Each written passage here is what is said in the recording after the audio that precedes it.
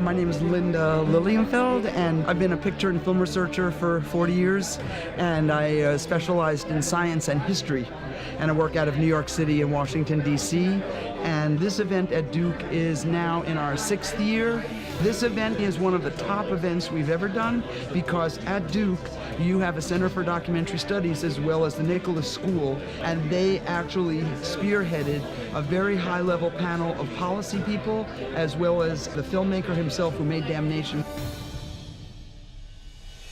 I'm Martin Doyle. I'm a professor of river science and policy here at Duke. And when this group of PhD students and grad students came up with the idea of going after funding from Let's Talk About Water, once they approached me about it, then it was pretty obvious what the film would be and then who would come, and that was going to be Matt. The other people who came in were people that I had known who had had a role in dam removal, so that was kind of how we thought the whole thing could be pulled together.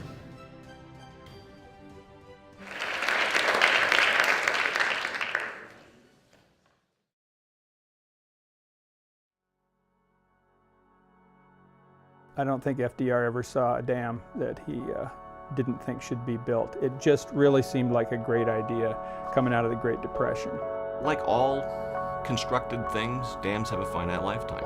And a couple decades ago, it was radical in terms of thinking that you could take a dam out. It was unthinkable. Go back 50 years, it was legitimately crazy talk. The conversation's changed. Taking a dam out and opening up a watershed, reconnecting it with the fish that were there for hundreds of thousands of years, it gives you, a hope. You can take half of a salmon fishery, eat it, and they'll keep replacing themselves. What kind of a species throws that away?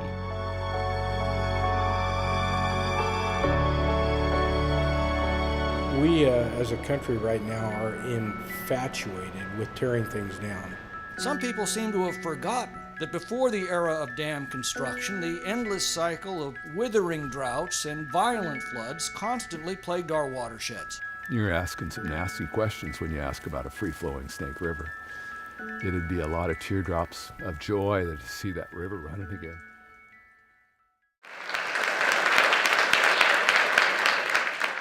One of the things about this film that I think is incredibly powerful is the emotional response that most audiences have towards dams, which they may not have ever thought about before coming into the theater. The way the music propels us through, but also for me, the historical traditions that are called upon, thinking back to at Abbey, but also for me, the real emotional part for the film is with Katie Lee and moving through Glen Canyon, seeing her images and the images taken of her and the beauty of that canyon. I think having that callback to thinking about the history of dams for me is incredibly powerful and certainly reaches people in a way that you wouldn't get if you were simply thinking about statistics or thinking about the numbers or thinking about the dams themselves, but thinking about the people and the nostalgia that some people have for dams, the emotions that are again brought up by these dams, which really are in some ways a metaphor for the way that the U.S. moved forward and considered itself a power in building and innovation, and to now be tearing that down can be traumatic for some. The film was really a way for us to show the beauty of free-flowing rivers and fish, to show the destructive impact of dams, but also we wanted to show an inspirational story of what can be done and how quickly rivers come back to life, how resilient nature is if you give it a chance.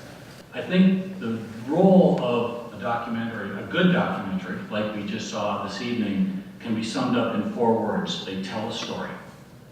The hardest job I had on the Hill in Washington, D.C. was trying to convince members of Congress or staff why an issue was important. Good documentaries can help tell a good story, but they have to be done correctly. I spent a lot of time working within the government and traveling around the world looking at the impacts of rivers.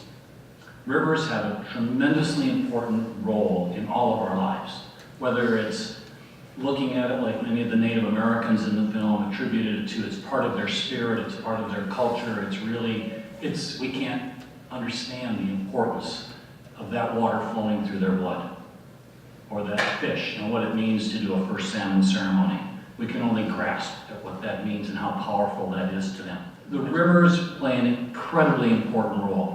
We have, because of a lot of beliefs that we had earlier on in the centuries, decided that it was a good thing to build dams. We needed to develop the country. I spent a lot of time with Floyd Dominy before he passed, and he truly believed it in his heart. He was doing the right thing for the country to build those dams. But the fact is now we as a society have to start dealing with, where do we go from here?